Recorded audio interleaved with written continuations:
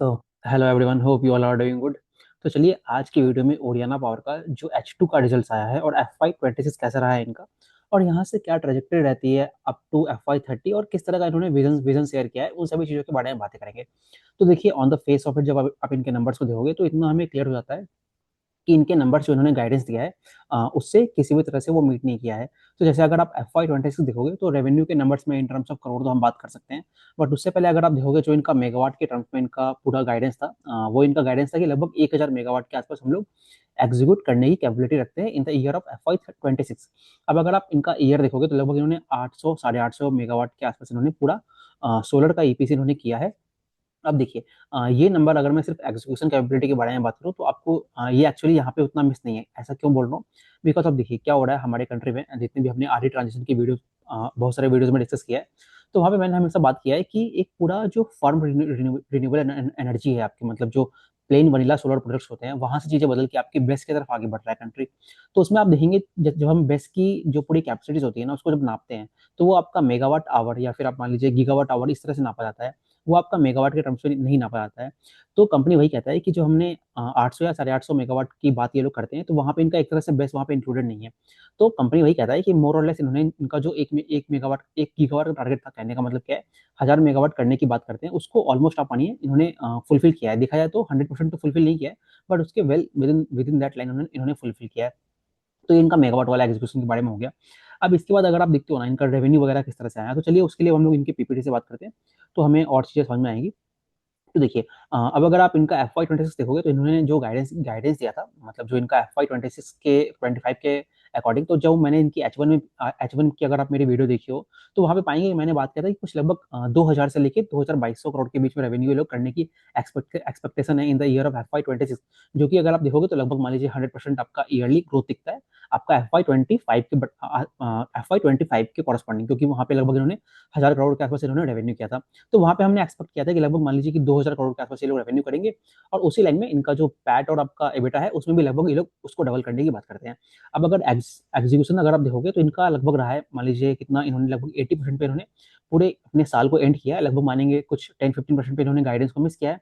अब इस गाइडेंस को मिस करने के कारण क्या है, अगर आप देखते हो जो हमने पहले ईपीसी कंपनीज को डिस्कस किया है, या फिर जैसे ये मिडिल ईस्ट का वॉर आया, तो उसके कारण जितनी भी हमारे हेडविंड्स पूरे सेक्टर में आ रखा है एक तरह से, not just in the EPC sector, और ये जो हेडविंड है आप देख रहे हो कि सभी पूरे सेक्टर में पर्कुलेट कर गया एक तरह से। तो इन्होंने कुछ चीज़ों की जो बातें बोली हैं उनके बारे में मैं आपको बताता हूँ एक एक करके। तो पहला तो आप देखिए, जब क्रूड की सप्लाई सबकी कम हो जाती है, क्रूड क्रूड ऑयल के प्राइसेस हैं वो भी कुछ 30-40 जितने परसेंट से बढ़े हैं, एग्जैक्ट नंबर्स उतना इंपॉर्टेंट नहीं है।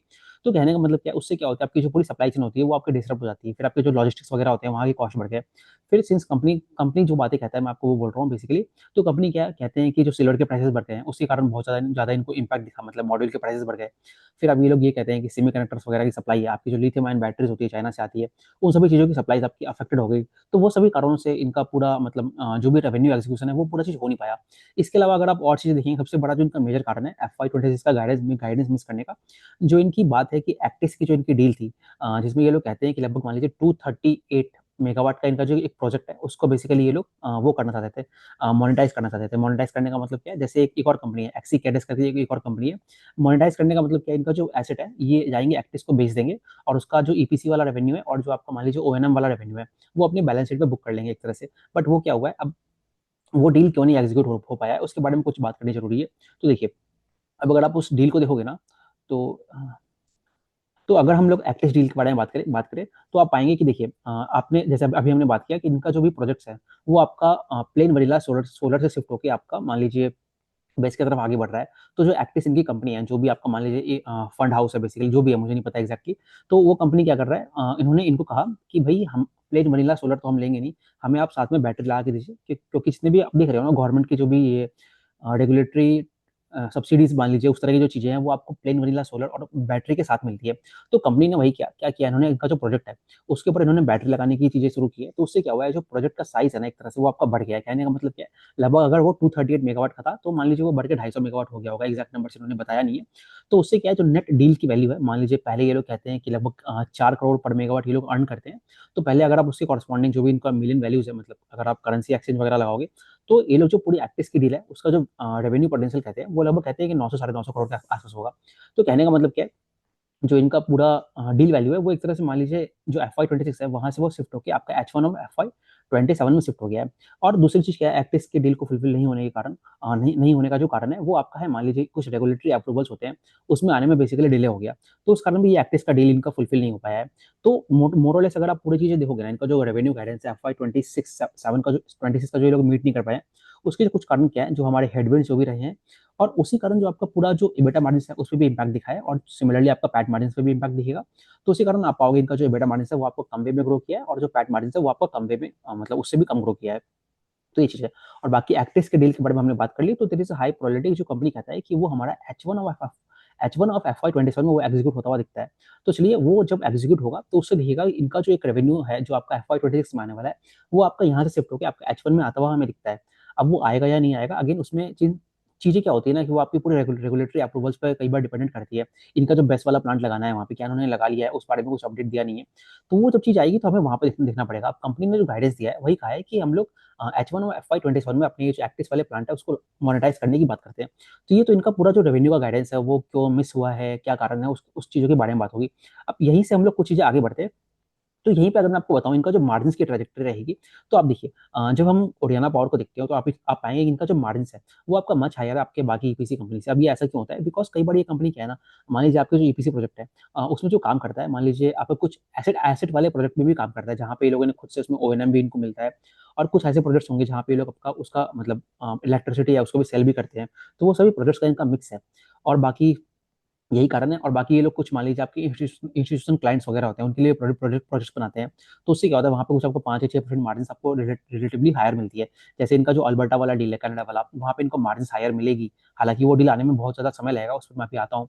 और सिमिलरली जो एक्टिस वाला डील है, वो भी एक हाई मार्जिन डील है। दूसरा क्या होता है, जब आप इस तरह के डील्स करते हो ना, तो वहाँ पे आपको मान लीजिए जो भी ये रेगुलेटरी होता है, मतलब टेंडर वगैरह के इश्यू होते हैं, वो आपको नहीं फेस करने पड़ते हैं। तो वो उन सभी चीज़ों के कारण इनके मार्जिन्स आपको रिलेटिवली ज़्यादा मिल दिखते हैं जब हम इसको बाकी ईपीसी कंपनी से कंपेयर करते हैं। But having said that thing, जो भी इनका मार्जिन्स है वो पर्टिकुलर इस ईयर में फॉल किया है, जैसा कि हमने बाकी ईपीसी कंपनी से भी देखा है। और दूसरा चीज़ क्या है, जब आप मेरा H1 का वीडियो देखोगे, तो वहाँ पे भी मैंने आपसे ऑलरेडी बात किया है कि जो ये पूरा सेक्टर है ना, यहाँ पे जैसे-जैसे कॉम्पिटिशन आपका बढ़ेगा, तो वहाँ पे आपको मार्जिन्स फॉल होता हुआ दिखता है। तो कंपनी ने भी अपने जो H1 का कॉन कॉल है, वहाँ पे भी यही कहा था कि हमारा मार्जिन्स आपको दिखेगा कि आने वाले समय में घटता हुआ दिखेगा। बट अगेन 2 चीज़ों का इंटरप्ले हो रहा है यहाँ पे। एक तो क्या है, इनके मार्जिन्स कॉम्पिटिशन वगैरह के कारण आपका घटेगा। दूसरा जो हेडविंड्स है वहाँ पे आपको प्राइसिंग पावर उतनी नहीं मिल रही है। हालाँकि कंपनी ने पहले के क्वार्टर्स में यही कहा है कि प्राइसिंग पावर हमें ज़्यादा मिलती है, बिकॉज़ हम लोग टेक्नोलॉजिकली एडवांस सेगमेंट में काम करते हैं। हालाँकि वो जो टेक्नोलॉजिकल एडवांस सेगमेंट है, जो कि आपका ग्रीन हाइड्रोजन कार्बन कैप्चर वाला थीम है, वो चीज़ें बहुत डिले हैं अभी आने में, उस चीज़ों पे मैं आता हूँ। तो मार्जिन्स का कुछ वैसा इंटरप्ले है। तो आई होप आपको चीज़ें समझ में आ गई होंगी। अब अगर आप यहाँ से अपकमिंग ईयर का जो मार्जिन्स आउटलुक देखते हो ना, अपकमिंग ईयर्स तो कहना थोड़ा लॉन्ग स्ट्रेच हो जाएगा। तो चलिए हम लोग सिर्फ FY27 की बात करते हैं। तो वहाँ पे देखेंगे ये लोग जो कंपनी कहता है, तो अगर आप जितना मुझे लगता है कि H2 इनका गया है, वहाँ पे एक तरह से इन्होंने अपना बॉटम हिट कर लिया है। बॉटम हिट कर लिया है कहने का मतलब क्या है, जो भी हेडविंड्स वगैरह आए हैं, आप देख रहे हो ना, जैसे जो भी सिल्वर की प्राइसेज़ वगैरह थी, एक जो पीक उसमें हुआ था, ऑलमोस्ट सभी चीज़ें स्टेबलाइज़ हो गई है। जो आपकी क्रूड ऑयल की प्राइसेज़ है, चलिए वो भी देखते हैं। आपका जो ये मिडल ईस्ट का वॉर है, वो कितना स्ट्रेच होता है, तो उसपे भी काफ़ी चीज़ें डिपेंड करेगी।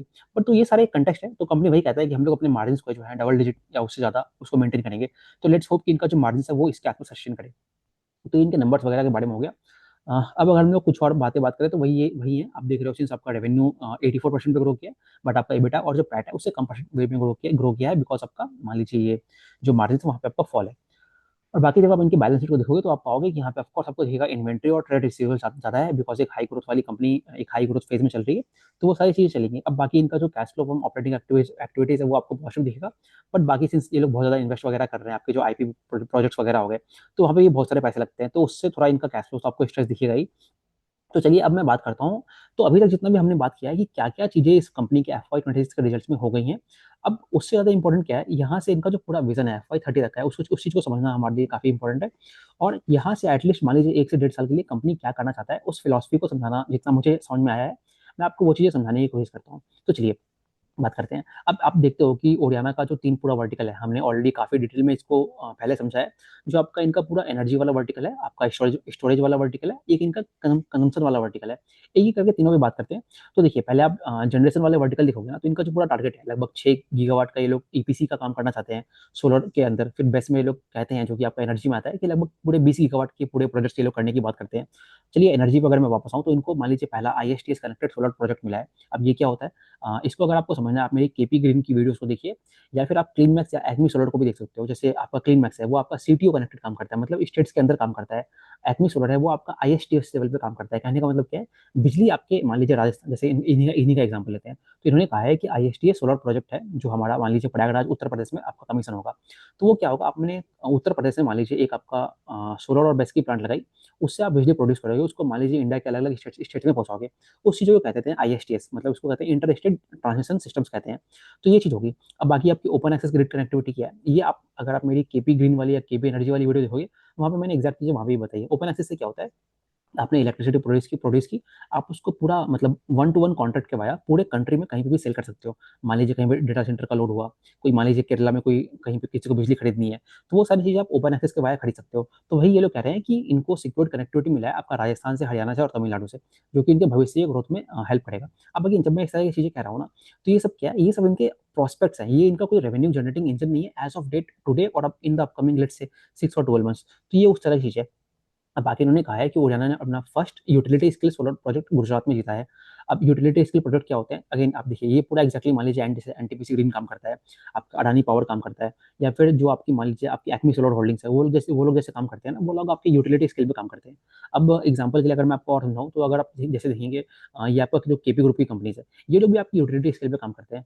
फिर लेकिन वही जब मैं आपको बात करता हूँ ना, जैसे आपका क्लीन मैक्स हो गया, वो यूटिलिटी स्केल पे भी काम कर रहा है, बट अगेन वो सीएनआई की तरफ ज्यादा काम कर रहा है। तो ओरियाना ने वही अपना यूटिलिटी स्केल पे पहला प्रोजेक्ट जीता है। अब ये जो यूटिलिटी स्केल का प्रोजेक्ट है, क्या वो ईपीसी का प्रोजेक्ट, मोस्ट प्रोबेबली वो ईपीसी का ही प्रोजेक्ट होगा। बट अगेन ये लोग क्या करते हैं, अपने ऑर्डर बुक का उतना अच्छे से स्प्लिट देते नहीं है, जैसे आप मानिए ना ट्रांसलेट लेता है, या फिर जो बाकी हम बहुत सारी कंपनियां डिस्कस करते हैं, तो वहाँ पे ऑर्डर बुक काफी अच्छे से स्प्लिट रहता है। तो हमें अंडरस्टैंडिंग मिलती है कि भाई एक्जैक्टली कौन सा ऑर्डर कहाँ जा रहा है। तो मैं आपको इनका जो यूटिलिटी स्केल का प्रोजेक्ट है वो किस तरह का एक्जैक्टली, वो चीज मैं आपको समझा नहीं पाऊंगा यहाँ पे। और चलिए बाकी आपको ग्राउंड माउंटेड वाला प्रोजेक्ट आपको दिख रहा है यहाँ पे। कुछ बातें करते हैं हम लोग, चलिए आपसे बैटरी एनर्जी के बारे में। तो यहाँ पे ये लोग कह रहे हैं हम लोग अपना पहला ग्रुप कैप्टिव प्रोजेक्ट इन्होंने जीता है। अब ये ग्रुप कैप्टिव क्या होता है, आप अगेन इस चीज को समझना है आपको, आप मेरी क्लीनमैक्स वाली वीडियो देखोगे, मैंने वहाँ पे काफी अच्छे से समझाया है। ग्रुप कैप्टिव क्या होता है, मान लीजिए आपका एग्जाम्पल के लिए चलिए मेटा है, जैसे कल ही आई थिंक अपडेट आया था कि क्लीनमैक्स ने लगभग 1 गीगावाट का मेटा के साथ पूरा ऑर्डर बुक विन किया है। तो ग्रुप कैप्टिव में क्या होगा, और वो जो आपका इनका क्लाइंट होगा, वो बेसिकली पूरा इलेक्ट्रिसिटी इनसे परचेज करेगा। अब उसके लिए क्या रेगुलेटरी चीजें होती है, उस चीजों में हम नहीं जाते हैं। तो अल्टीमेटली क्या कहने का मतलब क्या है, ग्रुप कैप्टी का प्रोजेक्ट ये लोग बना रहे हैं, तो वो इनका पहला ग्रुप कैप्टी का प्रोजेक्ट मिला है इन्होंने। और बाकी आप नीचे इनका सीएनआई ऑर्डर हो गया, और जो ये बैटरी एनर्जी सिस्टम के एग्रीमेंट्स वगैरह होते हैं, उन सभी चीज़ों के बारे में उन्होंने बात की है। और आपको पता है ये जो वायबिलिटी गैप फंडिंग मिलती है आपको एनर्जी स्टोरेज से, उनके बारे में उन्होंने बताया है। तो सिर्फ ऐसा नहीं है कि आपको ओरियाना को मिलता है वायबिलिटी गैप फंडिंग, आपके जैसे मान लीजिए पेज डिजिटल कंपनी होगी और बाकी कंपनी से वहाँ पे भी आपको मिलती है। तो चलिए अब मैं बात करता हूँ आपका एनर्जी कंजम्पशन वाला थीम के बारे में। अब देखिए, एनर्जी कंजम्पशन का थीम जो है ना, अब कंपनी जो कहता है आपका कंजम्पशन वाला जो थीम है वो आपका मच हायर है। वो जब आप उसको आपका सोलर जनरेशन या फिर जो आपकी ये आपकी जो जनरेशन और स्टोरेज वाली थीम है उससे उससे मच हायर है। जब आप इलेक्ट्रिक एनर्जी को कंजम्पशन वाली जो थीम है उस तरफ बात करते हो। अब इसमें क्या है, अब देखिए एनर्जी कंजम्पशन अगर आपको समझना है ना, तो देखिए इसमें किस तरह की बातें होती हैं। तो यहाँ पे आप कंजम्पशन का मतलब क्या है, कहने का मतलब क्या है, जो आप प्रोडक्ट्स बना रहे हो वो आपकी अलग अलग इंडस्ट्रीज में यूज होगी। यहाँ पे कंजम्पशन का मतलब है कि जैसे मान लीजिए इंडिया, आपको पता है कि एक ह्यूज चंक ऑफ जो अपना एनर्जी है वो आपका इंपोर्ट करता है। मान लीजिए आपका जो मिडिल ईस्ट हो गया, वहाँ से ये सारी चीजें इंपोर्ट होती है हमारी, क्रूड ऑयल हो गया, पेट्रोलियम वगैरह हो गया। जस्ट सेकंड, मेरा लैपटॉप चार्ज नहीं है। सो हाँ, सो कंटिन्यू करते हैं। तो क्या है हमारा, जो भी हमारे ग्रीन हाइड्रोजन वगैरह की हो गई, मान ले ग्रीन हाइड्रोजन वगैरह यूज होती है, वो आपको पता है जो आपकी वाटर होती है, मतलब जो मीथेन वगैरह होती है उसको ब्रेक करके बनाया जाता है। तो हाइड्रोजन आपका जितना भी यूज होता है, आपका फर्टिलाइजर इंडस्ट्री हो गया, जितने भी ये फॉस्फेट्स वगैरह होते हैं उन सभी इंडस्ट्री में यूज करते हैं। तो वो सारी चीज़ आपकी मिडिल ईस्ट से अभी आती है। हाँ, तो उसमें क्या है, आपका पूरा पेट्रोलियम का यूज होता है। तो गवर्नमेंट जो है वो उसको पूरा चेंज करके आपको ग्रीन हाइड्रोजन की तरफ आगे बढ़ रही है। अगर आपको और समझना है, आप अद्वैत एनर्जी की मेरी वीडियो देख सकते हो, वहाँ पे भी मैंने काफी डिटेल में समझाया है। तो चलिए हम लोग बात करते हैं ग्रीन हाइड्रोजन के बारे में। अब इनका जो ग्रीन हाइड्रोजन का प्रोजेक्ट है, तो इनको सेकी से कुछ आई थिंक 3,500 करोड़ का पूरा इनका ऑर्डर बुक मिला हुआ है। अब जब ये 3,500 करोड़ जब हम कहते हैं ना, तो ये क्या है, ये आप मान लीजिए एक तरह से एन्युटी इनकम है। ये ऐसा नहीं है कि 3,500 का जो इनका सेकी वाला प्रोजेक्ट है वो आपका 1 साल में पूरा एग्जीक्यूट हो जाएगा। अब अगर आप इस प्रोजेक्ट को देखते हो ना, तो अगर आपको पीपीटी से अगर आप चीजों को समझोगे ना, तो देखिए यहाँ पे इन्होंने जो कहा है कि इनके पास लगभग इनको सेकी से लगभग 60,000 टन प्रति एनम जो सेगी का प्रोजेक्ट है इनका लगभग 3,135 करोड़ का प्रोजेक्ट है। अब ये क्या है ना, ये आपका 10 साल के लिए प्रोजेक्ट है, ठीक है। अब ये जो इस प्रोजेक्ट से हर साल इनको जो रेवेन्यू मिलने वाला है, लगभग मान लीजिए कि एन्युटी के रूप में 300 साढ़े 300 करोड़ का एन्युटी इनकम इनको प्रति ईयर मिलने वाला है। तो पहली चीज़ तो वो होगी। तो कहने का मतलब क्या है, जब आप इनकी ऑर्डर बुक को देखते हो, ये लोग जो अपनी ऑर्डर बुक के बारे में बात करते हैं कि लगभग 6,000 से लेके 6,500 करोड़ के बीच में इनका ऑर्डर बुक है। तो लगभग मान लीजिए 40-50% जो ऑर्डर बुक है इनका, वो आपका ये ग्रीन हाइड्रोजन वाला प्रोजेक्ट है। अब ये चीज़ आपको बताना क्यों जरूरी था? तो आप यहाँ पे आप बेसिकली आप इसको स्प्लिट कर पाओगे। कहने का मतलब क्या है, लगभग 3 साढ़े 3 हज़ार का इनका सेकी वाला प्रोजेक्ट हो गया, जो कि आपका ग्रीन हाइड्रोजन और डेरिवेटिव्स वाला प्रोजेक्ट है, और बचा लगभग 3,000 जो है वो आपका प्योर सोलर ईपीसी और बेस वाला प्रोजेक्ट है।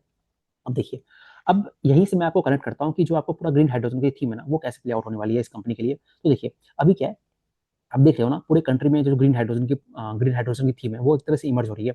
अब जब ओरियाना का पिछला क्वार्टर्स का जब आप कॉन कॉल देखोगे, तो वहाँ पे ये लोग जो बातें करते करते थे कि हमारा पूरा जो ग्रीन हाइड्रोजन का प्रोजेक्ट है, वो आपका जो एमओयू साइन साइन है बहुत सारे स्टेट्स वगैरह से, स्टेट से, जैसे आपका एमपी हो गया, हरियाणा हो गया, राजस्थान हो गया, इन सभी स्टेट से इन्होंने एमओयू कर रखा है, यहाँ पे इन्होंने बताया भी है। तो अब देखेंगे ना, अब जब आपको ग्रीन हाइड्रोजन बनाना है तो आप बनाओगे कैसे, उस चीज़ों को बात करना जरूरी है। तो उससे क्या होगा, आप देखिए, आपको पहले ग्रीन हाइड्रोजन चाहिए। तो ग्रीन हाइड्रोजन बनता कैसे है, आपको पानी की इलेक्ट्रोलाइसिस करनी पड़ेगी। कहने का मतलब क्या है, पानी को आपको ब्रेक करना पड़ेगा। पानी को ब्रेक कैसे करोगे, आप हाइड्रोजन और ऑक्सीजन में ब्रेक करोगे। अब पानी को अगर आपको ब्रेक करना है तो उसके लिए आपको क्या चीज़ की जरूरत पड़ेगी, पानी को अगर आपको ब्रेक करना है उसके लिए आपको जरूरत पड़ती है इलेक्ट्रोलाइजर्स की। अब इलेक्ट्रोलाइजर्स कहाँ से आता है, कंपनी ने यही कहा था कि पहले हम लोग जो इलेक्ट्रोलाइजर का प्लांट है, मतलब ये लोग पूरा 1 गीगावाट का इलेक्ट्रोलाइजर प्लांट लगाने की बात करते थे। अब क्या है ना, आप देख रहे हो कि इंडिया में ये चीज़ अभी आपकी इमर्ज हुई हो ही रही है। तो यहाँ पे क्या है, जो आपकी गवर्नमेंट की सब्सिडीज होती है, जैसे अगर आप पूरा वो आरडी ट्रांजेक्शन देखते हो ना, वहाँ पे हम बात करते हैं advance list of model makers बात करते हैं, वहाँ पे हम लोग advance list of sale makers वगैरह के बारे में बात करते हैं। तो वहाँ पे आप देखते हो कि गवर्नमेंट की पूरी सब्सिडीज है, पीएलआई स्कीम वगैरह होती है, जो भी है। बट वही चीज़ जो आपका ग्रीन हाइड्रोजन की थीम है ना, जो आपका स्ट्रेटेजिक इंटरवेंशन ऑफ जो स्कीम है, बेसिकली साइट स्कीम है, वहाँ पे अभी तक उस तरह की पॉलिसी चीज़ें आपकी आई नहीं है। अगर आपने अद्वैत को भी देखा है तो आप वहाँ पे पाओगे कि वहाँ पे जो उनके ग्रीन हाइड्रोजन के प्रोडक्ट्स है ना, वो आपका एक तरह से इमर्ज हुआ है। वो मान लीजिए पायलट बेसिस पे कर रहे हैं, जैसे अडानी वगैरह हो गया, वो लोग शायद कुछ एक बड़े स्केल पे प्रोजेक्ट बना रहे हैं, बिकॉज उनके पास जो कैपिटल की बैंडविड्थ होती है वो आपकी मच हायर होती है जब आप इस तरह की छोटी कंपनी को देखते हो। तो उसी कंटेक्स्ट में जब आप ओरियाना के लिए मैं लेके आता हूँ बातों को, तो आप देखेंगे इनका जो गीगा गीगा गीगा फैक्ट्री वाला प्लांट था, उसको बेसिकली इन्होंने अबियंस में डाल दिया है। जैसे वो इंडस वाटर ट्रीटी आपकी अबियंस में गई है ना, तो कुछ वैसे ही समझ लीजिए। इन्होंने जो पूरा आपका ये इलेक्ट्रोलाइजर वाला प्लांट है उसको अबियंस में डाल दिया है, मतलब एक टेम्पोररी हॉल्ट कर दिया है फॉर द इनडेफिनेट टाइम। कहने का मतलब क्या है, इसके पीछे कारण क्या है। तो पहला तो मैंने आपको बताया, इंडिया के अंदर जो पूरी रेगुलेटरी चीज़ है वो आपकी इवॉल्व हो रही है। जैसे वो आप देखते हो ना, अभी जितनी भी हमारी अच्छी कंपनियां हैं, मतलब सोलर मॉड्यूल सेक्टर में, वहाँ पे आप पाओगे कि कई सारी कंपनियों ने वेफर के जो प्लांट है उसको भी तो लगाना शुरू नहीं किया है, बिकॉज वहाँ पे आपकी पॉलिसी के टेलमेंट्स अभी तक आए नहीं है। तो उसी कंटेक्स्ट में क्या है, जैसे आपकी इनकी जो इलेक्ट्रोलाइजर प्लांट है, वो अभी तक इन्होंने उसको डेफर किया है, मान लीजिए 2 साल 3 साल के लिए। अब दूसरा सबसे बड़ा कारण क्या है ना, जो चाइना, आप देख रहे हो ना, चाइना जो पूरा हाईली कॉम्पिटेटिव मार्केट है, तो वहाँ पे जो आपकी इलेक्ट्रोलाइजर की प्लांट आती है, उसका मान लीजिए अगर वो 8 रुपए लगता है वहाँ पे, सॉरी, अगर इंडिया में वो चीज़ का दाम 8 रुपए लगता है तो चाइना में उसका दाम 2 रुपए लगता है। कहने का मतलब क्या है, 6 रुपए का आर्बिट्राज है। तो कल को मान लो अगर आपका ओरियाना है, वो इनका इलेक्ट्रोलाइजर प्लांट बिछाता है इंडिया में, तो क्या है, उससे कोई उसका ऑफ टेकर नहीं मिलेगा, ना ही इंडिया में ऑफ टेकर मिलेगा, ना ही आपका आउटसाइड द इंडिया मिलेगा। बिकॉज अब देखिए ना, चलिए माना कि वर्ल्ड में आपका जैसे आपका ये कनाडा हो गया या फिर जो यूरोपियन कंट्रीज है, यहाँ पे ग्रीन फ्यूल्स की काफी डिमांड है, मतलब ग्रीन हाइड्रोजन वगैरह हो गया, जो भी पेट्रोलियम इंडस्ट्री यहाँ पे काफी डिमांड है। बट अगेन, कोई भी कंपनी तो काम उस बेसिस पे करेगा ना कि कितना मुझे इकोनॉमिकली वायबल है। कल को मान लीजिए कोई ओडियाना से इसलिए नहीं खरीदेगा कि भाई वो चाइना चाइना से नहीं बना रहा है, वो इंडिया में बना रहा है, मैं इसलिए सोच के उससे नहीं खरीदूंगा, बल्कि मैं उससे इसलिए खरीदूंगा कि ऑल्दो वो चाइना से दूर है, चाइना प्लस वन स्ट्रेटेजी का पार्ट है, बट अगेन वो मुझे सस्ता बेचता है, तभी मैं उसी को खरीद पाऊंगा। तो कंपनी क्या है, उसी कंटेक्ट में कहता है कि जो हमारा इलेक्ट्रोलाइजर प्लांट है ना, वो एक तरह से डेफर हो गया है। तो कहने का मतलब क्या है, इनका 1 गीगावाट वाला प्लांट जो है वो अभी डेफर्ड है। अब देखिए, ये आपको क्यों बताया हूँ, क्योंकि ये जो पूरा वैल्यू चेन है ना ग्रीन हाइड्रोजन का, उसको समझने में काफी हेल्प पड़ेगा। तो अभी देखिए, इनका सिंस इलेक्ट्रोलाइजर वाला प्लांट है वो आपका एक तरह से डिफर हो गया है। तो उससे क्या है, आपको कल को मान लीजिए इनका जो भी सेकी वाला प्रोजेक्ट है, चलिए उसको तो अभी आने में 1-2 साल लगेगा, 1-2 साल बेयर मिनिमम लगेगा। उसके छोटे लेवल पे आता हूँ, तो इनका एक और प्रोजेक्ट है, लगभग ये लोग 225 टन पर मंथ, ऐसा कुछ इनका एक प्रोजेक्ट है, जो कि ये लोग कहते हैं कि Q3 के अंदर ग्राउंड ब्रेकिंग होगी। अब देखिए, 225 ये जो टन्स पर मंथ का है, ये क्या है, ये बेसिकली मान लीजिए ग्रीन हाइड्रोजन हो गया, या फिर जो ग्रीन हाइड्रोजन के डेरिवेटिव्स होते हैं।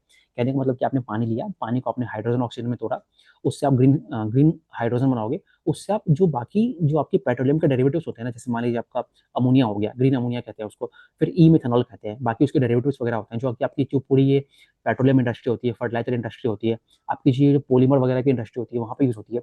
तो ये सभी जगहों में यूज होना है। तो अब देखिए, अब चलिए सेकी वाला जो प्रोजेक्ट है वो काफी डिलेड है, वो उसको आने में कम से कम 2-3 साल लगने वाले हैं बेयर मिनिमम। चलिए हम लोग बात करते हैं जो 225 टन प्रति मंथ वाली जो प्लांट है। अब वो प्लांट है उसके लिए भी तो आपको अगेन अगर वो ग्रीन डेरिवेटिव्स बनाने की बात करते हैं तो उसके लिए भी तो आपको ग्रीन हाइड्रोजन लगेगा, उसके लिए आपको इलेक्ट्रोलाइजर लगेंगे, उसके लिए एक प्लांट भी लगेगा। तो ये सारी चीजें कैसे करेंगे ये लोग? तो उसके लिए कंपनी क्या कहता है, कंपनी का जो विजन है बेसिकली, कंपनी क्या करेगा, सिंस इनका जो इलेक्ट्रोलाइजर वाला प्लांट है वो तो अभी एक तरह से मान लीजिए अबेयंस में चला गया है, तो ये लोग क्या करेंगे, इनका जो इलेक्ट्रोलाइजर है वो आप ये लोग चाइना से इंपोर्ट करेंगे। चाइना से इंपोर्ट होगा, जैसे वो आपकी बैटरी कंटेनर वाली प्लांट होती है ना, जैसे पीएचडी टेक काम करता है, तो वो आपका चाइना से इलेक्ट्रोलाइजर के लेके आएंगे, उसको क्या करेंगे कहीं पर जाकर प्लांट लगाएंगे। अब प्लांट कहाँ लगाएंगे ये भी क्वेश्चन मार्क है। अब देखिए प्लांट कैसे लगाना है, तो इनका क्या है, आप देखे होंगे बहुत सारे ये लोग अपनी पीपीटीज वगैरह में एमओयूज के बारे में बात करते हैं। अब इनका क्या है, जो इन्होंने 4 स्टेट्स के बेसिकली नाम बोले हैं जहाँ पे इनका जो बातें हैं सरकार से वो काफी एडवांस स्टेज में चल रही है। तो 2-3 स्टेट के जो नाम है आपका, आई थिंक राजस्थान है, आपका एमपी है, और आई थिंक महाराष्ट्र होगा, मुझे एक्जैक्टली यूपी है, उत्तर प्रदेश, ठीक है। तो इन सभी स्टेट्स में इनकी जो फाइलें हैं वो सरकार के पास रखी हुई है। अब क्या है, आप देख रहे हो ना कि इससे क्या होता है ना, जब वो प्लांट आएगा वो अगेन डिपेंड करता है, बिकॉज इनको जो प्लांट लगाना है वो आपका पूरा सब्सिडी पर डिपेंड करेगा। मतलब क्या है, यहाँ पे एक तरह से आपको रेगुलेटरी रिस्क दिख रहा है। तो जैसे अगर आप टेक्नो इलेक्ट्रिक की वीडियो देखी हो मेरी, तो वहाँ पे मैंने बात किया है कि वहाँ पे जो डेटा सेंटर की थीम है वो आपकी प्ले आउट होती है। कई बार प्ले आउट इस बेसिस पे होती है कि भाई मान लीजिए जो आपका ऑफ टेकर है, मतलब जो इनका क्लाइंट है, वो आपका डेटा डेटा सेंटर का जो फैसिलिटी है उसको हायर कब करेगा, उसी पे डिपेंड कर रहा है। तो वैसे ही यहाँ पे अगर आप देखोगे जो इनकी पूरी ग्रीन हाइड्रोजन की थीम है ना, वो एक तरह से इस पर डिपेंड हो गई है कि भाई चाइना की प्राइसेस कैसे रहेंगे, वहाँ से इलेक्ट्रोलाइजर जो इंपोर्ट होनी है वो किस तरह से इंपोर्ट होगी, फिर जो आपकी सरकार है वहाँ पे इनकी जो फाइलें हैं वो कब उस पर अप्रूवल आएगा, क्योंकि अप्रूवल आएगा उसके बाद इनको सब्सिडी मिलेगी। उसके बाद ये लोग ग्राउंड ब्रेकिंग स्टार्ट करेंगे, कहने का मतलब क्या, वो पत्थर बेसिकली लगाएंगे अपने साइड पे, और तब जाके उस प्लांट की कंस्ट्रक्शन वगैरह स्टार्ट होगी। तब जाके वो आपका ग्रीन हाइड्रोजन बनेगा, तब इलेक्ट्रोलाइजर बनेंगे, इलेक्ट्रोलाइजर लगेंगे, तब आपकी जो भी मिथेनॉल वगैरह है तब बनेगी, तब उससे रेवेन्यू रिलाइज होगा। कहने का मतलब क्या, ये एक बहुत बड़ा गेम है। एटलीस्ट मान लीजिए 2 साल तो लग जाएंगे इनको पूरे प्लांट वगैरह लगाने में। अब इसी कंटेक्स्ट में अगर मैं आपको बताऊं, तो कंपनी यही कहता है कि हमारा 2 स्टेट के साथ काफी जो डिस्कशन है वो काफी एडवांस स्टेज पे है। अब जब मैं ये एडवांस स्टेज कह रहे हैं ये लोग, तो इसका अल्टीमेटली मीनिंग क्या है? मीनिंग ये है कि भाई एडवांस स्टेज पे, कहने का मतलब क्या, इनका जो लेटर ऑफ इंटेंट है, कहने का मतलब क्या, सब्सिडी अप्रूवल एक तरह से वहां से मिल जाएगा। तो इनको एक तरह से ये हो जाएगा कि भाई हमको सरकार जो है सब्सिडी देने वाली है इनको। तो फिर ये लोग क्या करेंगे, इसलिए ये लोग बात करते हैं कि Q3 के अंदर हम लोग उस पर्टिकुलर स्टेट में जाके वहां पे ग्राउंड ब्रेकिंग करेंगे। कहने का मतलब क्या, केपेक्स लगने की इनिशियल फाउंडेशन स्टार्ट होगी। तो कहने का मतलब क्या है, ग्रीन हाइड्रोजन की जो थीम है इनकी, एटलीस्ट Q3 के अंदर अगर ये रेगुलेटरी अप्रूवल आते हैं, Q3 ऑफ FY 2027, अगर ये रेगुलेटरी अप्रूवल्स आते हैं तो यहाँ से ये चीज बनना स्टार्ट होगा।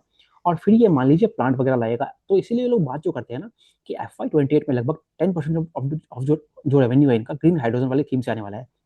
इसीलिए जब मैं इनका गाइडेंस वगैरह के बारे में बात करूंगा, तो ये जो कंपनी कहती है कि हम लोग FY 27 के अंदर 1 रुपया रेवेन्यू भी ग्रीन हाइड्रोजन से नहीं देखते हैं।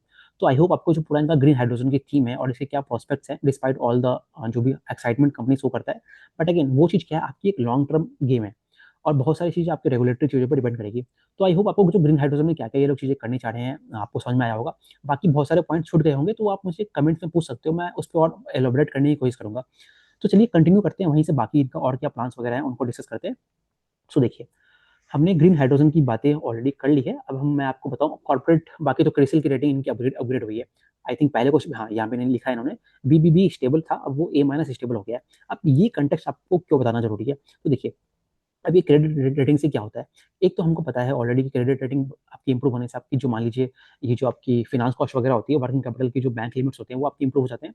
तो वो तो पहला पर्सपेक्टिव हो गया। बट उससे इंपॉर्टेंट क्या है, अभी देखिए कंपनी का जो पूरा बिजनेस मॉडल है ना आपका, मैंने लास्ट क्वार्टर की वीडियो में भी बात की है, जो बेसिकली है कि एसेट रिसाइकलिंग का मॉडल है। अब जैसे एक्टिस की डील है वो भी क्या है, एक तरह से एसेट रिसाइकलिंग हो गया ना। कहने का मतलब क्या, अपनी जो अपना इन्होंने प्रोजेक्ट बनाया उसको जाकर सेल कर देता है एक अच्छे क्लाइंट को। तो उससे क्या होता है, आपके पास क्विकली पैसा आ जाता है, आपकी जो बैलेंस शीट है वहाँ पे आपको इक्विटी डाइल्यूट करने की जरूरत नहीं पड़ती है, बहुत सारा डेप्ट वगैरह लेने का जरूरत नहीं पड़ता है। और अब जो इनका पूरा एसेट मोनेटाइजेशन का प्लान भी है ना, ऑलमोस्ट हर क्वार्टर में ये लोग कहते हैं कि लगभग 200 मेगावाट का ये लोग एसेट मोनेटाइज करेंगे। और ये एक मतलब मान लीजिए रिकरिंग थीम होने वाला है आने वाले 2-3 सालों के लिए। अब ये 2-3 सालों के लिए क्यों थीम होने वाला है, बिकॉज देखिए आज के डेट में क्या है, कंपनी की जो बैलेंस शीट है वो उतनी मतलब स्ट्रांग हुई नहीं है। ये कभी अभी कंपनी का एक हाई ग्रोथ फेज पे है, मतलब कंपनी को हमेशा कैश का crunch आने वाला है, तभी तो ये लोग पूरा एसेट मोनेटाइजेशन की तरफ आगे बढ़ रहा है। तो ये जो कंपनी बात करता है यहाँ से मान लीजिए 4 या 5 साल, मतलब 3 साल 5 साल के बाद, जब इनका पूरा जो बैलेंस शीट है उसकी साइज मान लीजिए 3,000 करोड़ से ऊपर हो जाएगी, कहने का मतलब क्या, काफी ये लोग प्रॉफिट्स वगैरह जनरेट कर लेंगे, तो वहाँ पे ये लोग क्या करेंगे, अपना जो ये जो एसेट मोनेटाइजेशन का मॉडल है ना उसको चेंज करेंगे। कहने का मतलब क्या है कि उस पर्टिकुलर पॉइंट पे ये लोग कुछ अपने एसेट्स जो है अपने बैलेंस शीट पे रिटर्न करना शुरू कर देंगे। कहने का मतलब क्या है, कुछ एसेट्स इनके रिटर्न होंगे तो वहाँ पे जो एन्युटी बेस्ड इनकम है वो आपका आना आना स्टार्ट हो जाएगा।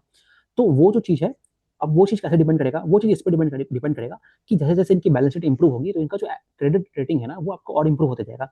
इसलिए आपको ये कॉन्टेक्स्ट पता क्रेडिट क्रेडिट रेटिंग का क्या इंपॉर्टेंस है इनके बिज़नेस के अंदर, वो काफ़ी इंपॉर्टेंट हो जाता है। तो जैसे-जैसे ये लोग एग्जीक्यूट करते जाएँगे, इनका जो क्रेडिट रेटिंग है वो आपका इंप्रूव होगा और इनकी बेसिकली मान लीजिए मोर रेवेन्यू ये लोग अर्न करेंगे, तो उससे आपको ये दिखेगा कि इनका जो भविष्य में बाकी ये लोग फिर इन्वेस्ट मॉडल हो गया। अब इससे जो इनका और रिलेटेड है ना, जो अगर आपने इनका पूरा जो विज़न देखा है 2030 का, तो आप देखेंगे लगभग इनका मान लीजिए 2 से ढाई गीगावाट का आईपीवी प्लांट्स लगाने की बात करते हैं। जो आपके इंडिपेंडेंट पावर प्रोड्यूसर होते हैं ना, वो प्लांट लगाने की बात करते हैं। जैसे ये सेकी वाला प्रोजेक्ट हो गया, 3,500 जो भी इनका करोड़ का प्रोजेक्ट है। तो जब ये जो बड़े प्रोजेक्ट्स इनको लगाने हैं, तो ये बड़े प्रोजेक्ट्स आप ऐसे ही लगा पाओगे। इसके लिए आपको लगेगा कि आपकी क्रेडिट रेटिंग जो है वो आपको काफ़ी इंप्रूव होना पड़ेगा। बिकॉज़ आप देखते हो ना, अगर आपने मेरी एक्मे की वीडियो देखी है, तो वहाँ पे मैंने बात किया है कि जो आपकी रीफाइनेंसिंग होती है, क्योंकि आप बहुत बड़ा बड़ा डेब्ट लेते हो, तो वहाँ पे अगर आप इतने बड़े प्रोजेक्ट्स को है, लगभग मान लीजिए 10% के इंटरेस्ट रेट पे आपने डेब्ट ले लिया, तो उससे तो आपकी पूरी बैलेंस शीट अफेक्ट हो जाएगी ना। जैसे अगर आपने वो ये एक्मे सोलर ये क्या नाम है उस कंपनी का, जो आपकी सोलर मॉड्यूल्स बनाती है, एल्पेक्स सोलर। तो वो कंपनी को आपने देखा कि वहाँ पे उनका जो कैपेक्स है, उनके उसके लिए वो लोग लगभग 10% पे अपना इंटरेस्ट रेट लेके कैपेक्स लगा लिया। बट वही जैसे आपकी ये जो कंपनी है, क्लीनमैक्स हो गया या फिर जो आपकी ओरियाना जैसी कंपनी है, अगर इनको मान लीजिए आईपीबी के प्लांट लगाने हैं, तो ये लोग उतनी हाई इंटरेस्ट रेट पे अपना प्लांट लगा नहीं पाएंगे, बिकॉज़ उससे आपकी फाइनेंस कॉस्ट जो है, वो आपकी बहुत बढ़ जाएगी। तो वहीं पे इनका जो क्रेडिट रेटिंग है ना, वो आपका इंप्रूव होना काफ़ी इंपॉर्टेंट हो जाता है। तो ये आई होप आपको क्रेडिट रेटिंग का क्या इंपॉर्टेंस है और बाकी कैसे लोग भविष्य में इन्वेस्ट मॉडल की तरफ आगे बढ़ेंगे। इन्वेस्ट मॉडल से फायदा क्या होगा? तो क्या होगा, कहने इन्वेस्ट होता क्या है? इन्वेस्ट आपका होता है कि भाई इंफ्रास्ट्रक्चर इन्वेस्टमेंट बेसिकली फंड होते हैं। कहने का मतलब क्या है, अलग-अलग लोग जो हैं पैसा लगाएँगे उस पर्टिकुलर प्रोजेक्ट के अंदर और उसके बेसिस पे उन सभी जो भी इनके शेयर होल्डर्स होंगे, इन्वेस्ट वाले, उनको उससे रिटर्न्स बेसिकली मिलेगा। तो ये इन्वेस्ट का पूरा मॉडल है और उससे कैसे क्रेडिट रेटिंग आपकी कनेक्टेड है और उससे कैसे आपका जो पूरा ये क्रेडिट रेटिंग अपग्रेड हुआ है। आई होप आपको वो सारी चीज़ें समझ में आ गई होंगी। तो चलिए वहीं से हम लोग और कुछ बातें समझते हैं इस कंपनी के बारे में। सो देखिए, तो अगर मैं आपको बताऊँ, बाकी इन्होंने कुछ और चीज़ें बताई है आपकी, आप इन चीज़ों को पॉज़ करके रीड कर सकते हैं। अब ये कंपनी काफ़ी अपना एआई वगैरह के बारे में बात करता है। अभी जो एआई वाली चीज़ है ना, कैसे ये लोग ईपीसी के अंदर उस एआई को लेके आएँगे, अगेन वो चीज़ मुझे थोड़ी-सी उतनी कन्विंसिंग नहीं लगी। अब बाकी जो कंपनी है वो बात करता है अपना एआई बेस्ड आपका ईपीसी प्रोजेक्ट करेंगे। अब एआई को आप ईपीसी प्रोजेक्ट में कैसे यूज़ करोगे? अगेन उससे आप ये कर सकते हो, जो आपकी जैसे वो होता है ना प्रोजेक्ट ऑटोमेशन, मतलब प्रोजेक्ट है उसकी आप एफिशिएंसी बढ़ा सकते हो, मैन पावर की प्रोडक्टिविटी बढ़ा सकते हो, कुछ ऑटोमेशन वगैरह लगा सकते हो। उन चीज़ों पे कुछ हेल्प ज़्यादा होने वाली है, बट अगेन कितना उसका यूज़ होगा वो तो हमें आने वाले क्वार्टर में दिखेगा।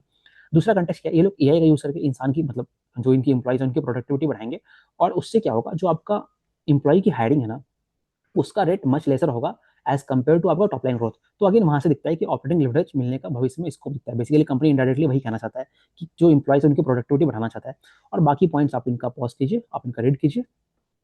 चलिए मैं आपका हाँ, अब यही करके इनके कुछ और पॉइंट्स पे बात करना काफ़ी ज़रूरी है। जैसे इन्वेस्ट अल्बर्टा है। ये क्या है? अगेन आपका मान लीजिए आपका कनाडा बेस्ड जो भी इन्वेस्ट करेगा 300 से 500 मिलियन, जो कि स्केलेबल है लगभग $1 मिलियन का लगभग आने वाले 5 साल में। अब इस चीज़ के बारे में क्या है? This is just like active deal एक तरह से समझ लीजिए। अब ये क्या है ना, इसमें इसमें मान लीजिए बहुत चीज़ें स्लो चल रही है। ऑलरेडी कंपनी के पास अगर आप देखोगे ना, इनका मान लीजिए लगभग 6-7 हज़ार करोड़ 6,000 करोड़ का इनके पास पूरा ऑर्डर बुक है। तो उसमें ये जो प्रेजेंट एक्टिव जो आपका अल्बर्टा वाला डील है, वो आपको कैसे फिट इन होता है, वो काफ़ी क्वेश्चन वाला फिगर है, क्वेश्चनेबल चीज़ है। क्यों? ऐसा क्यों बोल रहा हूँ? बिकॉज़ क्या इनके पास उतनी बैंडविड्थ है अभी उस चीज़ को पूरा एग्ज़ीक्यूट करने का? तो कंपनी में वही कहता है कि ये जो चीज़ है, ये मान लीजिए एफवाई 29 और 30 के रेवेन्यू के बारे में बातें हैं। तो चलिए मैं अल्बर्टा के बारे में यहीं पॉज़ करता हूँ, बिकॉज़ एफवाई 29-30 तक क्या चीज़ें रहेंगी। अब दूसरा चीज़ क्या है, ये जो अल्बर्टा वाला डील है, ये एक फर्म ऑर्डर नहीं है। एक तरह से सॉर्ट ऑफ एमओयू समझ लीजिए। तो देखते हैं, वो तो चलिए बहुत लंबे दूरी की बात है, तो उस चीज़ के बारे में हम लोग फर्दर यहाँ पे डिस्कस करेंगे क्या हमें मिलने वाला है। तो ये पूरा इनका अल्बर्टा के बारे में है। अब वही है, 1 बिलियन डॉलर जो है उसके पूरा एग्ज़ीक्यूट करेंगे, जब करेंगे तो हम देखेंगे उस चीज़ को। बाकी इनका ये इन्होंने क्या कहा है यहाँ पे, सो अगर मैं बोलूँ, हाँ, एक्टिस वगैरह के बारे में बात करते हैं। तो देखिए, एक्टिस का हमने ऑलरेडी 238 मेगावाट का जो इनका एसेट मोनेटाइजेशन वाला डील है, उसके बारे में ऑलरेडी डिस्कस कर लिया है कि H1 में आने वाला है।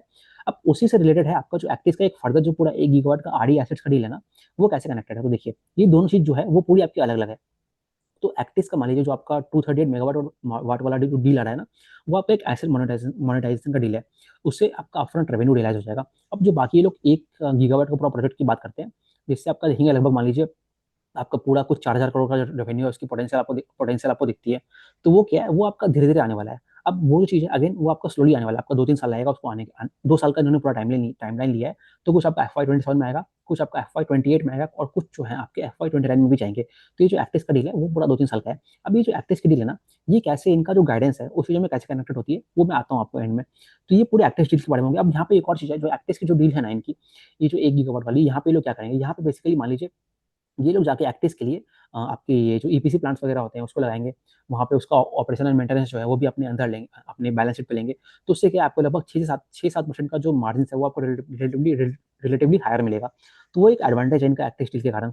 और बाकी पॉइंट्स आप यहाँ पे पॉज़ करके रीड कीजिए इनका। अब अगेन यहीं पे मैं 2 चीज़ों के बारे में और बात करूँगा। एक कार्बन कैप्चर स्टोरेज वाली जो थीम है उसके बारे में बात करते हैं, एक बायोगैस के बारे में बात करते हैं और एक आपका ये जो पूरा मतलब एक और थीम होती है ना, एक ही करके बात करता हूँ। तो देखिए कार्बन कार्बन कैप्चर की जो थीम है, देखिए अब क्या है कार्बन कैप्चर क्या है? कार्बन कैप्चर जो है वो आपका मान लीजिए पूरा जो ये जो ग्रीन हाइड्रोजन जो आपकी आरई ट्रांजिशन की थीम है ना, उसका एक इंटीग्रेटेड वे में मान लीजिए। अगेन जो कार्बन को ग्राउंड में स्टोर करते हैं, तो उस तरह से चीज़ें आगे बढ़ती हैं। तो उस चीज़ों पे क्या है डिस्कशन है। तो कार्बन कैप्चर वाली जो थीम है ना, वो मान लीजिए आप अभी आने वाले 2-3 सालों तक आपको वहाँ पे कुछ अपडेट नहीं मिलने वाला है। ऐसा क्यों है? बिकॉज़ कार्बन कैप्चर की जो थीम है वो आपका ग्रीन हाइड्रोजन के पीछे का थीम है। कहने का मतलब क्या है, उस पूरे वैल्यू चेन में आप और पीछे की तरफ आगे बढ़ रहे हो। तो पहले आपको जो ग्रीन हाइड्रोजन की जो पूरी थीम है ना, वहाँ पे आपको प्ले करके सक्सेस होके दिखाना पड़ेगा। तब आप कार्बन कैप्चर और स्टोरेज की थीम की तरफ आगे बढ़ पाओगे। तो एक तरह से आप मान लीजिए कंपनी ने ऑल्दो इस इनसे पूरे इनके लगभग 1.5 घंटे के कॉन कॉल में कोई भी क्वेश्चन पूछा नहीं गया कार्बन कैप्चर के बारे में।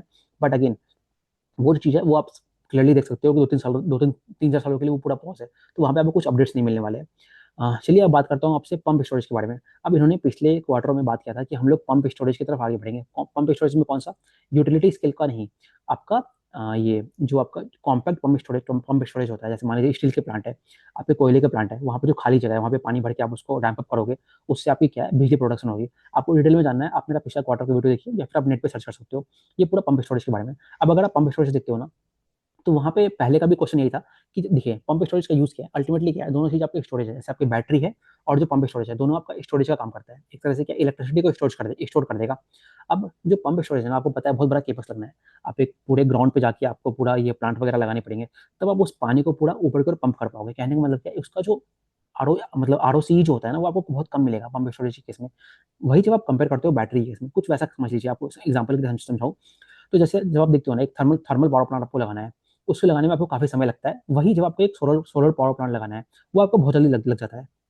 तभी तो आप देख रहे हो ना हमारे हमारे कंट्री में इतनी सोलर प्लांट इतने कम समय में लग गया है। वही जो थर्मल प्लांट होते हैं वो बहुत धीरे-धीरे लगते हैं। कुछ उसी पॉइंट पे आप कनेक्ट कर सकते हो आपका बैटरी और जो पंप स्टोरेज है उसी कॉन्टेक्स्ट में भी। दोनों आपका एक तरह से सिमिलर फैशन में ही काम करता है। तो पंप स्टोरेज है उसको लगाने में टाइम लगेगा। उसका जो लेवलाइज़्ड कॉस्ट ऑफ इलेक्ट्रिसिटी है, कहने का मतलब क्या है, जो आपको नेट जो पैसे लगने हैं मतलब टैरिफ वगैरह आना है, वो आपका पंप स्टोरेज वाला जो चीज़ है वहाँ पे आपका मच हायर होता है जब आप उसको बैटरी से कंपेयर करते हो। तो क्या है बैटरी जो है आपका नेट नेट प्रॉफिटेबल वेंचर है, बोथ आपके क्लाइंट्स वगैरह के लिए भी और आपका मान लीजिए ओडियाना के लिए भी। तो इसी कारण जो इनका कॉम्पैक्ट पंप स्टोरेज वाला थीम है, जस्ट लाइक आपकी जो इलेक्ट्रोलाइज़र प्लांट है, उसकी तरह से वो भी पॉज़ में पड़ा है। तो कहने का मतलब क्या है कार्बन कैप्चर और स्टोरेज वाली जो थीम है, वो भी एक तरह से मान लीजिए काफ़ी डिलेड थीम है। आपकी कॉम्पैक्ट पंप स्टोरेज जो है, वो ऑलमोस्ट ये लोगों ने एक तरह से उसको हटा ही दिया है। बस कुछ भविष्य में अपडेट आएगा तो वहाँ पे हम लोग आगे जानेंगे। अगेन अब चलिए बात करता हूँ बायोगैस वाली चीज़ के बारे में। बायोगैस वाली जो थीम है, वो भी बहुत मान लीजिए बहुत एक नासेंट स्टेज पे है। वो लोग कुछ आई थिंक 25-30% पे ग्रो करने की बात करते हैं। बट इन्होंने अगेन जो गाइडेंस वगैरह दिया है, वहाँ पे कुछ बायोगैस के बारे में कुछ इन्होंने बात नहीं किया है, ना ही पूरे कॉन कॉल में कुछ डिस्कशन हो रहा है। तो उसपे भी क्या अपडेट आने वाला है कुछ हमें पता नहीं है। तो चलिए उसको भी मान सकते हैं कि वो भी ऑलमोस्ट नेग्लिजिबल या उससे कुछ आने नहीं वाला है। तो ये आपको आई होप कि इनका जो पूरा 4 या 5 चीज़ें लोग कर रहे हैं, सब में क्या-क्या अपडेट्स हैं। तो जो सोलर ईपीसी वाला है, तो प्रेजेंटली अगर मैं आज के डेट में देखूँ इस ओडियाना पावर के बिज़नेस को, तो आपको दिखेगा कि this is in the year of FY 26 and even in the year of FY 27 they are a 100% EPC company. कुछ इनके एसेट मोनेटाइजेशन के प्रोजेक्ट आएँगे, वो एक डिफरेंट चीज़ है। बट नेट-नेट क्या है, ये लोग मान लीजिए एफवाई 26 का जो इनका पूरा रेवेन्यू आया है, 100% और बहुत नेग्लिजिबल अमाउंट आपका बेस के ईपीसी से आया आया होगा। एफवाई 27 में ये लोग जो बात करते हैं, लगभग 60% जो रेवेन्यू है, आपका सोलर ईपीसी से आएगा, जिसमें आपका जो ये एक्टिस वाला एसेट मोनेटाइजेशन का डील है, उसका भी पैसा वहाँ पे इन्वॉल्व है। बाकी लगभग जो 30 से 40% है वो आपका बेस से आएगा। अब वो बेस का जो प्रोजेक्ट है ना, वो आपका आईपीपी वाला प्रोजेक्ट नहीं है, वो आपका ईपीसी वाला प्रोजेक्ट है। तो ये आपका बेस से आएगा। तो कहने का मतलब क्या है, एफवाई 27 में भी जो आपका सोलर और बेस को मिला के जो प्रोजेक्ट आने वाला है, कहने का मतलब क्या है, अगेन पूरा एक ईपीसी रिलेटेड कंपनी रहने वाली है एफवाई 27 के अंदर। एफवाई 27 में अगर इनका जो ग्रीन हाइड्रोजन वाला प्लांट है, अगर वो लग गया, तो उससे आपको ये दिखता है कि इनका जो पूरा ये लोग जो बात करते हैं ना, ये हम एक ईपीसी कंपनी नहीं है, हम ईपीसी स्टोरेज और ये आपका कंजम्पशन की जो थीम है उसकी तरफ आगे बढ़ रहे हैं। तो वो जो चीज़ है ये ऑलरेडी 2 साल पहले से बात कर रहे हैं, बट वो चीज़ जो आपकी प्ले आउट होनी है ना, वो आपका FY 28 में अगर सब कुछ सही रहा तो वहाँ से प्ले आउट होगा। तो by the end of FY 27 also they are just an EPC company, and at max they will do certain asset monetisation project. तो वो उतना ही है इस कंपनी के बारे में अभी के लिए। तो जब ये लोग फर्दर ग्रीन हाइड्रोजन पे क्या काम होगा, क्योंकि क्या है ना, वो जो पूरा थीम है वो आपका बहुत डिपेंड करेगा, आपका रेगुलेटरी चीज़ें कैसे हैं उन पे भी डिपेंड करता है। तो वो सारी चीज़ें जो है FY 28 से प्ले आउट होना स्टार्ट होगी, तब हम तब वहाँ पे देखेंगे इस कंपनी के बारे में बाकी सारे पॉइंट्स है। तो ये पूरा आई होप आपको बिजनेस क्या क्या चीज़ें कर रहा है वो चीज़ समझ आ गया होगा आपको। बाकी कुछ और पॉइंट्स अगर आपको देखने हैं, आप यहाँ पे पॉज करके रीड कर सकते हो। तो कार्बन कैप्चर के बारे में हमने ऑलरेडी डिस्कस कर लिया है काफ़ी चीज़ें। तो चलिए आगे बढ़ते हैं। तो बाकी ये आई थिंक उनका पूरा एक्टिव स्टील के बारे में, एक्टिव स्टील के बारे में ऑलरेडी हमने काफ़ी डिटेल में बातें कर ली है। तो क्या क्या चीज़ें करता है, ऑलमोस्ट 2-4 हज़ार करोड़ का पोटेंशियल है। इस नंबर को आप याद रखिए, इसको मैं आपको गाइडेंस कनेक्ट करता हूँ एंड में। तो ये बाकी है, और बाकी भाई एक्टिव स्टील के कारण इनको ईपीसी प्लस ओएनएम पार्टनर के रूप में ये लोग काम करेंगे। तो ये चीज़ आपको समझ में आ गई होगी। तो ये क्या है, बाकी ये सब स्ट्रैटेजी वगैरह के बारे में आप इसको पॉज कीजिए, रीड कीजिए। बाकी ये लोग कहते हैं कि हम लोग आपके पूरे जो सेक्टर है उससे आगे बढ़ रहे हैं, और ये पूरा इनका जो ग्रोथ है उसके बारे में बात कर रहे हैं कि ये लोग पूरा, जो मैंने आपसे इन्वेस्ट वगैरह के बारे में ऑलरेडी बात कर लिया है, कंजम्पशन थीम जो है वो ये लोग पूरा बात करते हैं कि 2 lakh metric tonne per annum जो है FY 28 तक करने की बात करते हैं। अगेन ये FY 28 में कैसे होगा, ये बहुत मुझे क्वेश्चन यहाँ पे दिखता है, बिकॉज मान लीजिए ना, इनका जो पहले 250 ये जो मतलब जो पर डे करने की बात करते हैं, पहले ये लोग उसको तो कर ले, उसका पहले जो केपेक्स है वो तो लग जाए, तब ये लोग 2 लाख मेट्रिक टन कर पाएंगे कि नहीं कर पाएंगे, उस चीज़ पर देखते हैं। ऑलरेडी ऑल्दो ये लोग बात करते हैं कि हमारा किसी स्टेट के साथ काफी एडवांस स्टेज पे है, तो लेट्स होप कि आने वाले क्वार्टर्स में ये लोग उस चीज़ों को बात करते हैं। तो ये 2 लाख मेट्रिक टन जो है इनका FY 28 का टारगेट है, और bye the end of FY 30 लगभग ये लोग 1 मिलियन मेट्रिक टन करने की बात करते हैं। कहने का मतलब क्या है, 10 lakh metric tonne per annum करने की बात करते हैं। तो इन्होंने जो FY 30 का जो विजन है ना अपना, उस चीज़ों में काफ़ी इन्होंने कुछ चेंज नहीं किया है, अगर मैं आपको बताऊं। बाकी दोनों दोनों स्लाइड्स को आप पॉज करके रीड कर सकते हो, और फिर आप इनकी पीपीटी वगैरह में देख सकते हो। तो इस स्लाइड पे आते हैं, तो यहाँ पे इनका जो पूरा विजन है इन चीज़ों के बारे में बात है। अब मैं आपको कुछ चीज़ें बता देता हूँ कि कंपनी का आने वाला जो कुछ 1-1.5 साल रहेगा उसके बारे में बात करते हैं, किस किस चीज़ों पर काम होने वाला है। तो देखिए, ये जो बेस की कैपेसिटी है ना, ये बेस की कैपेसिटी धीरे धीरे आना स्टार्ट होगा, not in the IPP but first in the case of आपका जो ईपीसी वाला थीम है वहाँ पे आना स्टार्ट होगा। जो डेटा सेंटर का थीम है वो भी अगेन एक लॉन्ग स्ट्रेच है, आपको धीरे धीरे आएगा। उसमें देखते हैं कंप्रेस्ड बायोगैस है, नो अपडेट्स फ्रॉम हियर। बाकी अगर मैं carbon capture, green hydrogen, carbon capture दोनों एक ही थीम का पार्ट है। कार्बन कैप्चर जो है वो आपका बहुत डिलेड है, मान लीजिए 2-2.5 साल तक तो कुछ होने नहीं वाला है। ग्रीन हाइड्रोजन जो है वो आपका मान लीजिए एटलीस्ट बेयर मिनिमम 1 साल 1.5 साल तक कुछ नहीं होने वाला है। आपकी 1 मेट्रिक टन पर एनम जो है वो आपको पूरा डिपेंड करेगा ग्रीन हाइड्रोजन कब आता है, तो वो चीज़ के बारे में। तो नेट मैं आपको जो बता रहा हूँ ना, कि FY 27 के अंदर जो है पूरा एक ये ईपीसी वाला जो थीम है, और इसमें इसमें इन्होंने 2 चीज़ लिखा है, एक ईपीसी लिखा है और एक आपका आईपीपी लिखा है। आईपीपी वाला चीज़ भी जो है वो तब आएगा जब आपका पूरा जो बैलेंस शीट है वो आपका स्ट्रांग हो जाएगा। तो फिलहाल के लिए ये कंपनी पूरा ईपीसी में काम करेगा।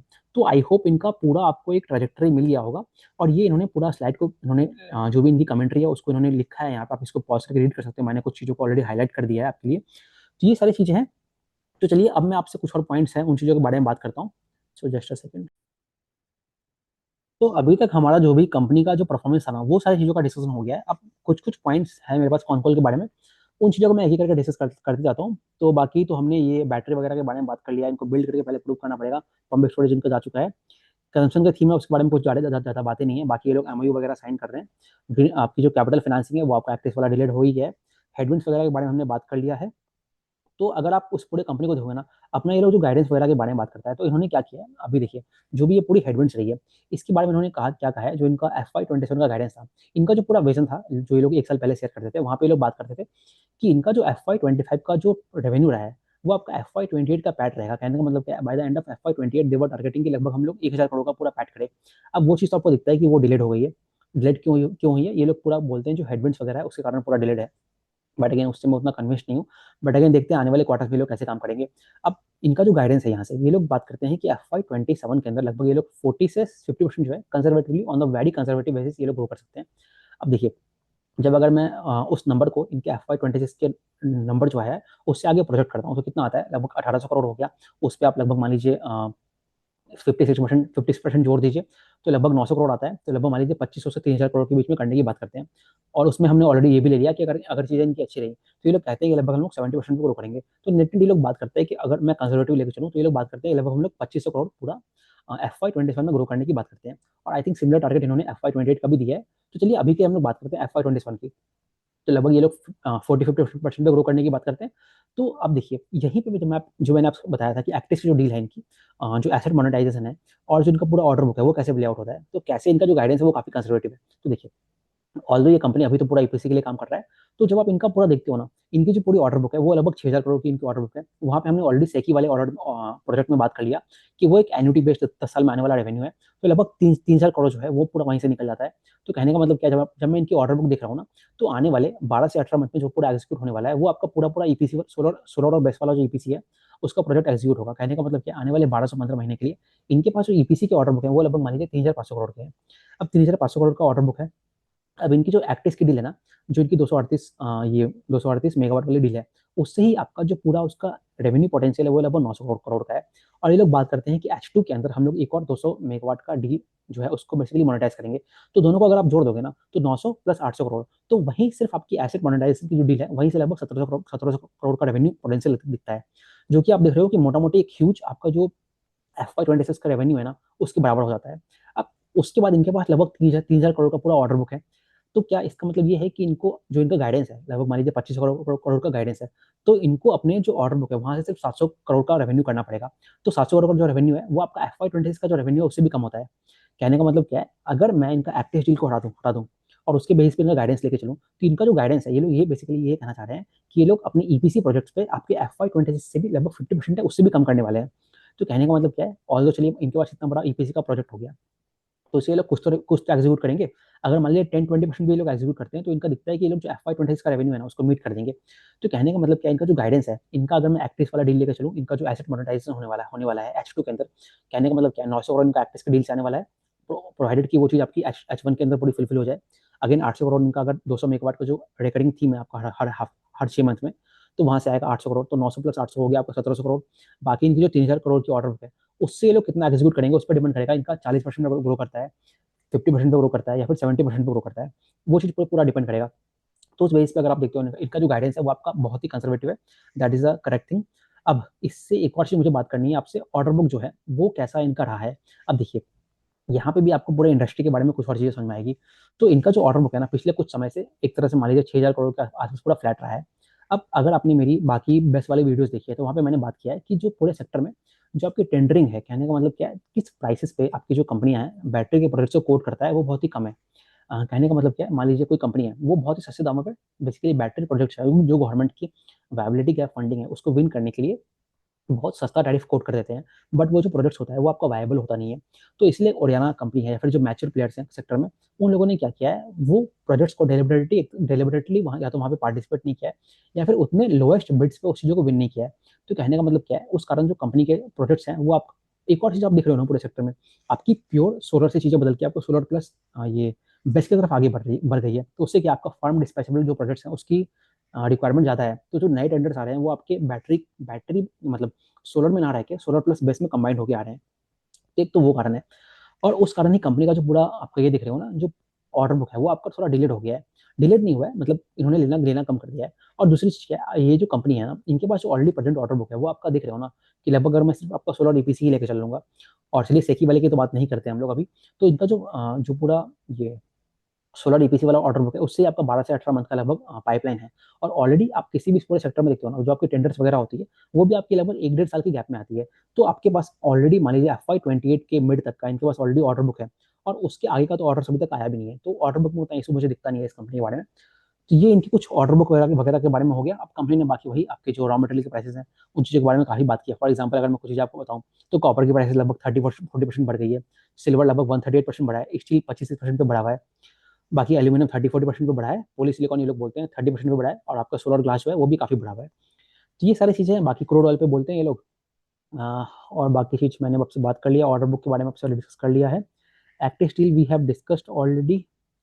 सो मोटा मोटी अगर आप देखोगे ना, तो कंपनी का हमने सारे पॉइंट्स ऑलरेडी डिस्कस कर लिए हैं। तो बाकी जो भी आपके एक्स्ट्रा पॉइंट्स होंगे ना, आप मुझे बताइएगा, काफी सारे पॉइंट छूट भी गए होंगे मेरे ख्याल से, तो उन चीज़ों पे हम लोग और डिस्कस कर सकते हैं। और क्या चीज़ें मेरे से मतलब मिस हो गई हो वो भी आप बताइए, तो उसको भी बात करते हैं। और बाकी अगर आप इस कंपनी का वैल्यूएशन वगैरह देखोगे ना, तो वैल्यूएशन ऑलरेडी इनका लगभग 12 प्रेजेंट पे ही चल रहा है। अगर आप ये मतलब जो इनका ऑर्डर बुक वगैरह है, और जो अगर मैं 40-50% ग्रोथ भी ले लूंगा, तो उससे आपको दिखता है इनका जो फॉरवर्ड पी है वो आपका तो अगेन सिंगल डिजिट या फिर 10 के भी नीचे आ जाएगा। तो वैल्यूएशन वाइज उतना कुछ इशू दिखता नहीं है। बट अगेन इस पूरे कंपनी का अगर मैं आप देखोगे ना, तो ये मुझे एक चीज ये लगा, पिछले कुछ क्वार्टर में इन्होंने जो बहुत सारी चीजें बात की थी, इन्होंने क्या है ना, ये जो पूरा आपका जो एक्सटर्नल हेडविंड्स था, मतलब जो मिडिल ईस्ट का जो पूरा हेडविंड था, या फिर जो ये प्राइसेस बढ़े थे ना, वो अपने बिजनेस के जो रिस्क एनालिसिस होता है, मतलब एक जो बिजनेस है जो अपना गाइडेंस वगैरह देता है, अपना जो रिस्क फैक्टर लेके चलता है, वहाँ पे उन्होंने इस चीज़ों को पूरी इनकॉर्पोरेट की नहीं थी। तो उसी कारण क्या होता है, जब आप ऐसी किसी भी एक हाई ग्रोथ कंपनी होती है, मतलब जैसे मान लीजिए कोई कंपनी गाइडेंस दे रहा है आपको कि 100% में ग्रो करेंगे, तो हमेशा उसको एक मतलब क्वेश्चन मार्क के साथ देखना चाहिए। क्योंकि अब देखिए ना, इस कंपनी ने एक 6 महीने के अंदर ही कितने सारे जो पैरामीटर्स हैं उसको चेंज कर दिया। जो आपकी गीगा फैक्ट्री वाली थी, उसको डिले कर दिया। कार्बन कैप्चर स्टोरेज के बारे में उन्होंने ऑलरेडी जो चीज़ आपकी 2-3 साल बाद प्ले आउट होने वाली है, उसको ऑलरेडी 2 साल पहले से आपको बता दिया। उससे क्या होता है, अब देखिए ना, इंडिया में आई थिंक हार्डली कोई कंपनी है जो कि आपकी कार्बन कैप्चर पे अभी काम करता होगा। तो ये कंपनी अपफ्रंट जब आप उसको आके बोल देते हो, तो उससे क्या होता है, आपको जो इन्वेस्टर है, मतलब जो एनालिस्ट वगैरह होंगे, वो आपके हर क्वार्टर ऑन क्वार्टर आपसे आगे क्वेश्चन करेंगे। तो उससे क्या होती है, आपकी जो एक्सपेक्टेशन आप सेट कर देते हो वो आपकी मच हायर हो जाती है। और जब आप उसको फुलफिल नहीं करते हो, तो उससे आपको एक थोड़ा सा नेगेटिव सेंटीमेंट आ जाते हैं। तो वही है। और इन्होंने सिर्फ ऐसा नहीं है कार्बन कैप्चर के बारे में बोला, इन्होंने पंप स्टोरेज के बारे में इन्होंने बात किया। वो चीज़ एक तरह से पूरा अभियान में चला गया है। आपको इलेक्ट्रोलाइजर प्लांट हो गया। अब देखिए क्या है ना, आपको ये तो आपको ऑलरेडी पता था कि भाई जो चाइना के प्राइसेस हैं वो आपका इंडिया से बहुत ही कम होंगे, है ना, ये तो पूरा क्लियर है। अब उसमें ये गवर्नमेंट की जो पॉलिसी है, आप देख रहे हो कि जो पूरी सोलर की थीम है, वहीं पे पॉलिसी अभी क्लियर नहीं है। वहीं पे बहुत आपके अपडेट्स आते रहते हैं। तो ऑलरेडी आपने पूरा इलेक्ट्रोलाइजर वाली थीम है, उस पर इतना बड़ा बड़ा एम्बिशन अभी से शो करके आपने एक अगेन वो और अभी क्या एम्बिशन तो आपने शो कर दिया, बट अगेन उसको अभी फुलफिल नहीं किया। और एट द सेम टाइम आपने उसको अवेयरनेस में डाल दिया। तो उससे भी क्या होता है, एक अगेन क्वेश्चन मार्क चला जाता है। तो क्या अब देखिए, दूसरा चीज़ क्या है, इनकी जो एक्ट्रेस वाली डील है, ऑलरेडी एक बार डिले हो चुका है। अब अगर इन्होंने एक और चीज़ अभी आगे कह दी है कि हर हर हाफ ईयर में हम लोग लगभग 200 मेगावाट का एसेट को मोनेटाइज करेंगे। अब अगर वहाँ पे अगेन चीज़ें डिले होती है, तो आपको अगेन वहाँ पे भी क्वेश्चन मार्क दिखने लग जाएगा। तो ये सारे कुछ अभी कंपनी के चीज़ जो है ना, इनका जो विजन है उसको लेके कुछ कुछ जो है ना क्वेश्चन मार्क अगेन अगेन आ जाते हैं। तो ये सारी चीज़ों के कारण कंपनी जो है थोड़ा एक टर्बुलेंट टाइम में आगे बढ़ रहा है। बट अगेन बहुत सारे जो चीज़ें हैं आपके एक्सटर्नल फैक्टर्स के कारण भी है। जो आपका मिडिल ईस्ट वाला इशू हो गया, उस कारण भी बहुत सारे कंपनी में अनसर्टेनिटी चल रही है। उसके कारण जो कंपनी का जो पूरा स्टॉक प्राइस है उसमें भी काफ़ी डिरेटिंग हुई है। तो कंपनी से भी यही क्वेश्चन पूछा गया, तो कंपनी वही कहता है कि वहाँ पे हमारे कंट्रोल में नहीं है, अगेन वो तो मैनेजमेंट कहेगा ही। तो ये सारे पैरामीटर से कंपनी चल रहा है। आई होप आपके पॉइंट्स क्लियर हो गए होंगे। तो वही है, इनके नंबर्स उतने अच्छे नहीं आए हैं। अगेन जब आप इस तरह की कंपनी को देखते हो ना, तो अगेन मैंने लास्ट क्वार्टर की वीडियो में बात की है, तो यहाँ पे आपको पूरे स्टोरी को देख के चलना है। बिकॉज आपके यहाँ पे जो रिस्क फैक्टर्स है वो आपके मच हायर है जब आप किसी एक रिटेल कंपनी को देखते हो। जैसे आपका मान लीजिए वीडियो रिटेल को देखते हो, या फिर कोई आपकी आटा दाल चावल की कंपनी होती है, वहाँ पे आपके रिस्क फैक्टर अलग होते हैं। वही जब आप किसी ईपी से रिलेटेड कंपनी को देखते हो ना, तो यहाँ पे आपके जो रेगुलेटरी रिस्क हो गए, बारिश, जैसे इन्होंने हाफ ईयरली में कहा था कि हमारे बारिश वगैरह आ गए, तो बारिश का रिस्क हो जाते हैं आपकी। इनकी जो इतने सारे एमओयू साइन हुए हैं, अब वो जो एमओयूज होता है, एमओयू का मतलब ये तो नहीं है ना कि वो एक बाइंडिंग एग्रीमेंट है। कल को मान लीजिए कोई सरकार है, वो आपका बदल गई, तो वहाँ पे ये जो आपके एमओयूज हैं वो आपके कैंसिल भी हो सकते हैं। तो वो सारी चीज़ें भी आपको अपने इन्वेस्टमेंट डिसीजन में उस चीज़ को फैक्टर इन लेके चलना है। तो देखते हैं। और बाकी इनका जो ग्रीन हाइड्रोजन वाला थीम है, वो भी अगेन सरकार के कारण जब उस पर अपडेट्स वगैरह आएंगे, उसी कारण वो एक तरह से पॉज हो रखा है। क्वार्टर 3 के अंदर ये लोग कहते हैं अपडेट्स वगैरह आएगा। तो ये सारी चीज़ों के कारण पूरी जो कंपनी है आपके यहाँ से इस जर्नी में आगे बढ़ रहा है। बाकी जो पूरा इनका ग्रोथ ग्रोथ मोमेंटम है वो तो बना हुआ ही है। ऑलरेडी गाइडेंस इनका रिलेटिवली कम हुआ है because of the external headwinds. But ऐसा नहीं है कि ये कंपनी का कोई ग्रोथ चला गया है। ग्रोथ इनका ईपीएस तो कंटिन्यूसली ग्रो कर ही रहा है। और बाकी जो मिडिल ईस्ट के जो पूरे इशूज हैं, वो एक बार सॉल्व हो जाएंगे, तो आपको दिखेगा इनकी मार्जिन ट्रैजेक्टरी है वो भी आपकी इंप्रूव होते हुए दिखती है। और दूसरा क्या है, इसके अलावा जो है इनका जो एक्टिस वाला डील हो गया, जो ये लोग अपने सीएनआई कस्टमर्स वगैरह हो गया उनके लिए काम करते हैं, वहाँ पे जो मार्जिन है वो आपका एक रिलेटिवली हायर मिलता है। और बाकी जैसे जैसे ये लोग आने वाले साल में ग्रीन हाइड्रोजन वाले जगहों में आगे बढ़ेंगे, तो वहाँ पे भी आपको दिखेगा वो एक न्यू नीश टेक्नोलॉजी होगी ना, तो वहाँ पे भी आपको मार्जिन रिलेटिवली बेटर मिलते हैं। तो देखेंगे तो कंपनी के बहुत सारे लीवर्स भी हैं, और बहुत सारे मतलब जो कंपनी में कुछ वैसी बात करता है। एक तरफ आपके चैलेंजेस है और एक तरफ आपकी अपॉर्चुनिटीज है। तो आपका दोनों का आपको बैलेंस लेके चलना है।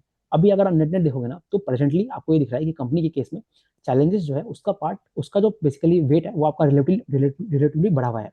But again at the same time जो आपकी अपॉर्चुनिटी वाला पार्ट है वो भी आपका काफी इंटैक्ट है।